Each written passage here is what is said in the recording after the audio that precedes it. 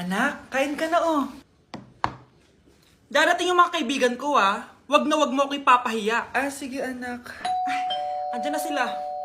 Oo, tapos nakita kami ng ex ko, di ba? Kayo pala yung mga kaibigan ni Scarlett. Gutom ba kayo? May pagkain dito ah. Ang pangit pala ng mama ni Scarlett, no? Isa lang yung mata. Huy, grabe ka naman. Naya na ba? Di ba sabi ko sa'yo, wag mo ako ipapahiya?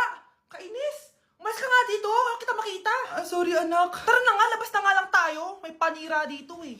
Tara. Anak, sandali. Anak, Scarlett, graduation mo pala bukas? O tapos? Ah, si nanay ba yung aakit sa stage? Ay hindi! Si tita na lang isasama ko. Papahiya mo lang ako eh. Buti pa si tita, kompleto yung mata.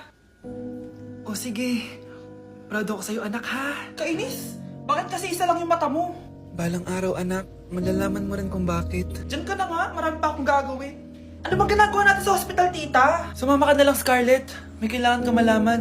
Scarlett? Ikaw yung anak ni Susan, right? Oo, Doc. Ako nga si Scarlett.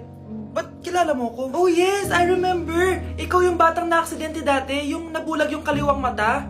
Buti na lang dinonate ng nanay mo yung kaliwang mata niya para sa'yo. Kaya pala isa lang yung mata ni nanay. Alam mo, sobrang mahal ka ng nanay mo. Huwag mo siyang papabayaan, ha?